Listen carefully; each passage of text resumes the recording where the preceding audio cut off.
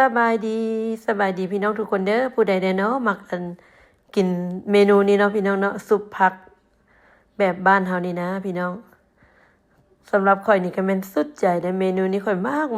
กกินเฮ็ดอาหารเป็นทำอิฐก็เป็นซุปผักนี่แหละพี่น้องอันนี้เป็นขั่วงาเด้อพี่น้องเด้อขั่วไฟอ่อนๆข่อยขั่วหมดถุงนึงเลยปาไว้เอาไว้หอบหน้านํแล้วก็มาขั่วหอมบัวกระเทียมขิงแน่เนาะแล้วก็มะเขือพี่น้องขั่วแล้วเอาไปตำเด้อพี่น้องเด้อ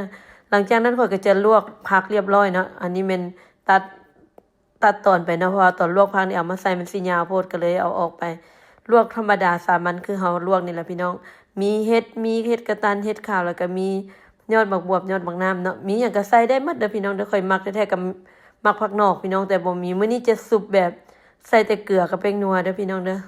สูตรตัวนี้จะแต่ละเทื่อข่อยจะใส่ปลาแดกน้ำน้อยนึงหยอดลงไปแต่มื้อนี้สิกินแบบเอาของออริจินัลแท้ๆนะของบ้านเฮาแท้ๆนี่เพิ่นใส่แต่เกลือกับแป้งนัวเด้อพี่น้อง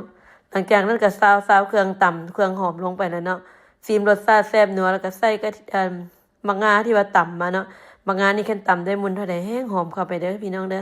อสุดท้ายนี่ก็แม่นพร้อมกินพร้อมเสิร์ฟแล้วผู้ใดมักเมนูนี้ก็มาเด้อมากินน้ำกัน